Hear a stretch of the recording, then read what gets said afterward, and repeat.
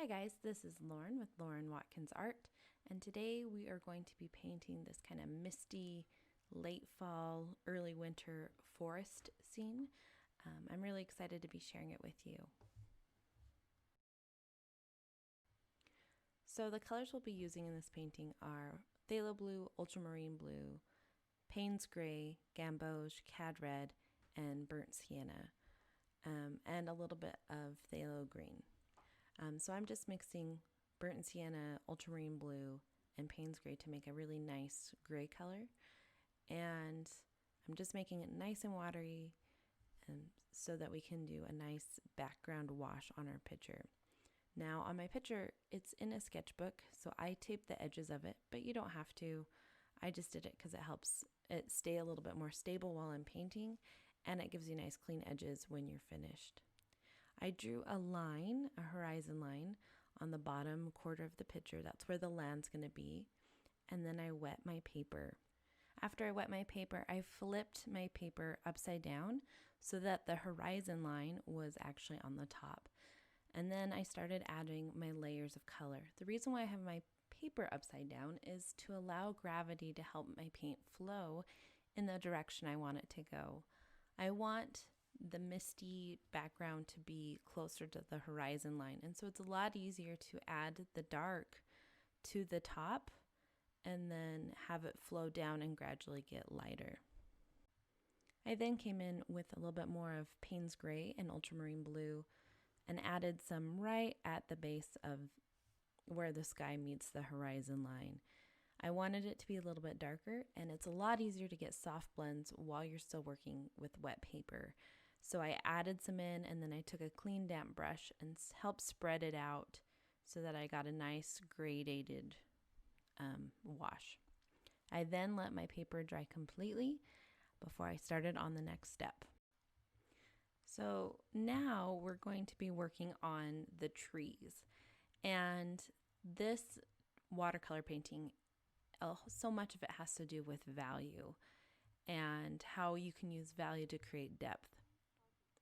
And so you can see that I'm doing very, very, very pale trees. Well, if you look in a reference photo, you can see that the trees in the distance are very, very pale.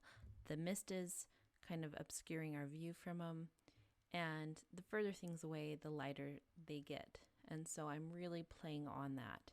I'm not even doing a ton of new colors. It's still the base gray color that we've been doing all along. And I'm just doing very, very light trees that you can barely see right now. But we're going to do a ton of them and gradually make them darker and darker. Now, if you're having a hard time kind of seeing what you're doing, or you want a specific tree to be a little bit darker than what it's appearing, while that tree is still wet, you can drip in a little bit of color and it will spread along all the branches of that specific tree that you put in. I'm also adding little pale leaves to the trees, and they're just little dabs of paint. I'm not being hyper realistic. I'm just doing little dabs to kind of imply that there's trees, because there are still a few leaves stuck to the branches of the trees. And you can see my trees are starting to get a little bit darker. Another thing to keep in mind is that the further away the trees are, the shorter they're going to appear. So the trees that are closer up are going to gradually get taller and taller, while the trees that are at more of a distance are going to be shorter. And that helps portray distance and depth in your picture as well. Now, it can get really easy to make your trees look all the same in your picture, and just kind of default to a specific style or painting of trees. And so one thing you can do to help vary it up is change how you hold your paintbrush. And if you hold it further back, it keeps you a little bit looser, and your branch strokes become a little bit more organic and not as sharp or repetitive. It keeps it a little bit more organic and varying. You can also look at other trees from the reference photo to get an idea of shape and how you can kind of change up how you draw them. But you want to just make sure it's staying varied, that you're not getting too similar in your patterns on how you're painting your trees. And you can always come back on trees that you've worked on before and add a little bit more detail to them, thicken up the trunks, whatever you need to do on that. You can go back and adjust as you need to. And then just keep working on your picture. Don't be afraid to pause the video at any point and work on the picture and get it to where you're happy with. And if you think you need more light trees in the background, paint some more. Even if you've already done the darker trees in the foreground, just gradually build it up.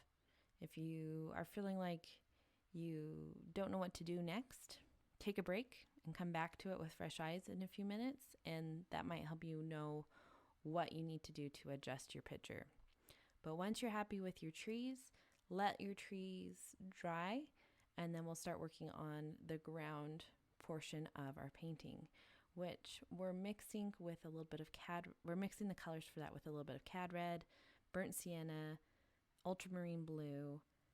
We're just trying to make kind of a warm gray tone. And then we're wetting that area of the picture, and we're just dripping in this kind of warm brown gray.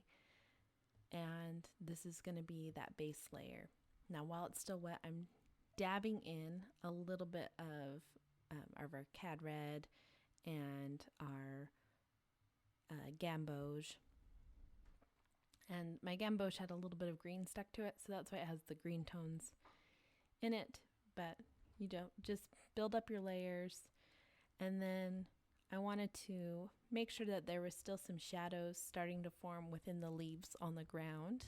So I added a little bit of our blue-gray mixture to that, and I let it dry.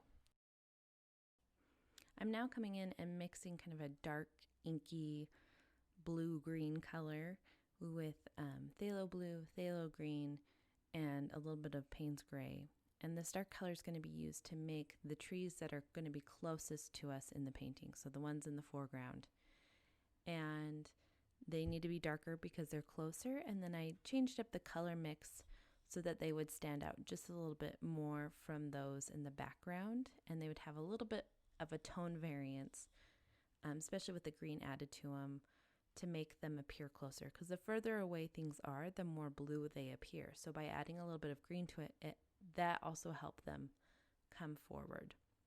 And I'm just adding some more trees and just building up the layers as before. These trees are similar to what we've done with the background trees, but they're just a little bit darker. I'm going to have some of these trees appear younger, so they're not as tall, and then some of them I will have go off the edge of the painting. And I'm just taking my time, and I'm going back over areas that need to be thickened up. So the branches that are closest to the trunk and the base of the trunk, I'm just making sure it makes sense for the thickness that they are. You don't want a tree that has a teeny tiny trunk right at the base of it, and then it gets thicker as it goes up. So just take a look at your trees, make sure they're looking believable, and just gradually build them up. I'm sounding like a broken record, but a lot of this painting is just kind of repeating the same things over and over again in different values to get an effect. I then realized I wanted a little bit of some more mid-tone trees that kind of looked like they were in between the really distant ones and these ones in the foreground. And so for these trees, I did a little bit of a mix in how I mix the colors. I did a little bit of the green-blue color and that blue-gray color that we used at the beginning. And I just kind of built up the layers. They weren't quite as dark as the ones in the foreground, and I had their branches kind of fade off more at the tops of them. But I feel like adding these kind of in-between ones really helped create more depth and believability in the picture.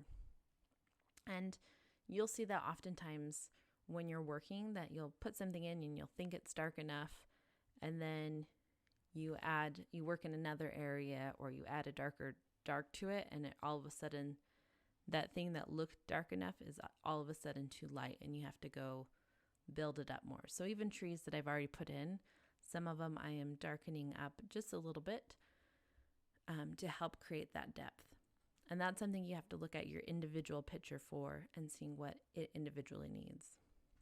I then decided I wanted to darken up some of the ground, and I'm just using some more of that blue-gray color from the beginning, and I'm just dabbing it along the edges, kind of softening it up so you don't know exactly where the ground meets the sky because of the fog, but I wanted to have some shadows and some variation in that ground, so it gives kind of that ominous feel. And now I'm layering up more of the fallen leaves. I'm using the cad red, and it looks so vibrant compared to all the other colors we've been using. It's kind of fun seeing it mix in.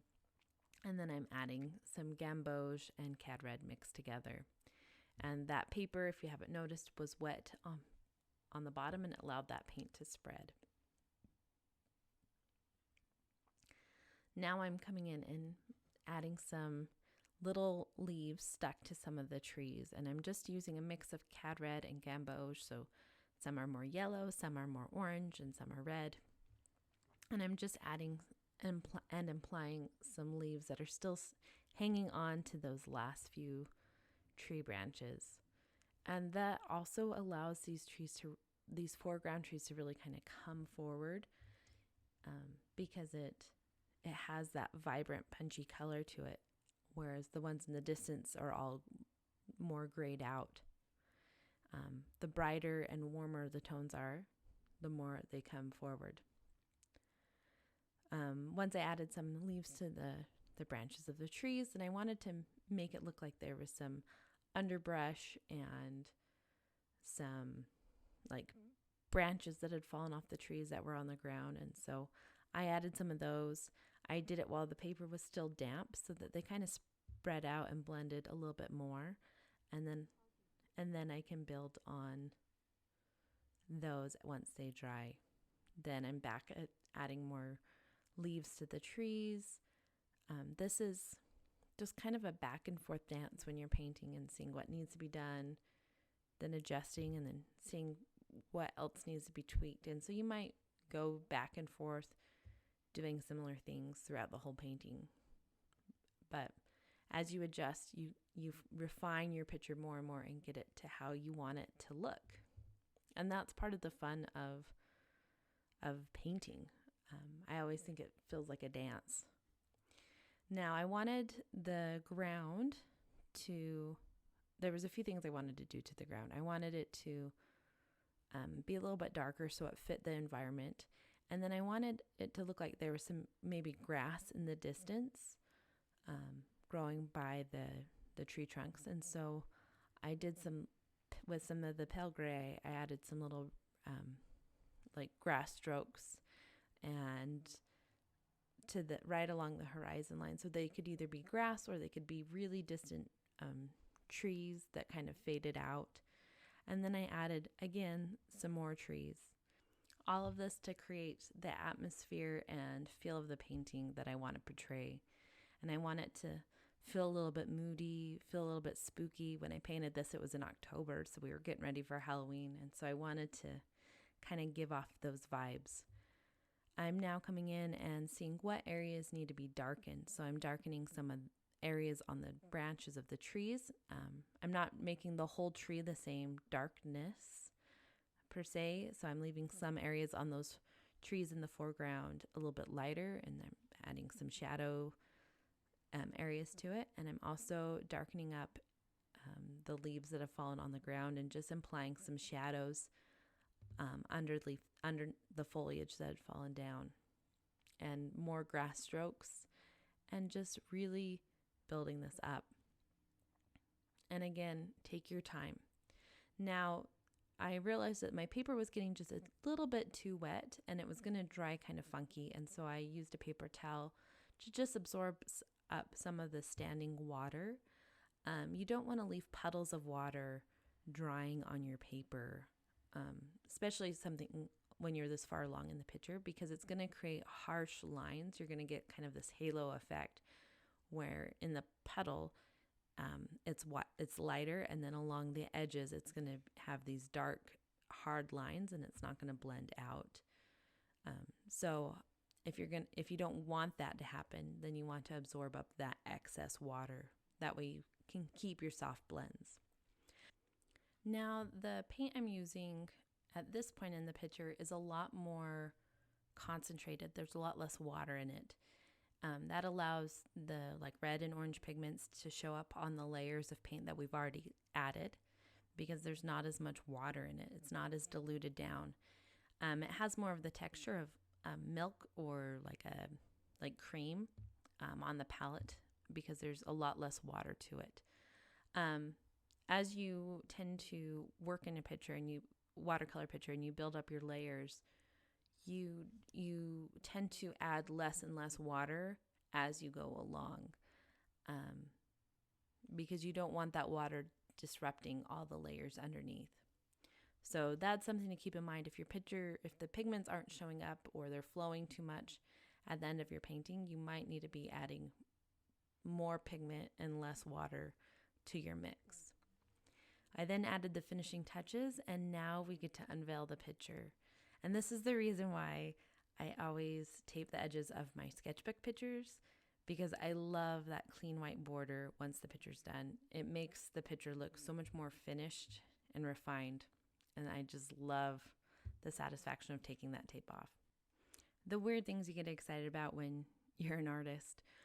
But this piece was a practice one that I did to warm up before I went and taught a class, and I hope it inspires you guys to pull out your paints, especially on a cozy, cold, late fall day, and get painting. There's no greater satisfaction than painting and seeing what you can create with just some pigments. And if you like this video, please hit the like button. And if you want to see more of what I create, please hit the subscribe button. I hope you have a great week. Bye.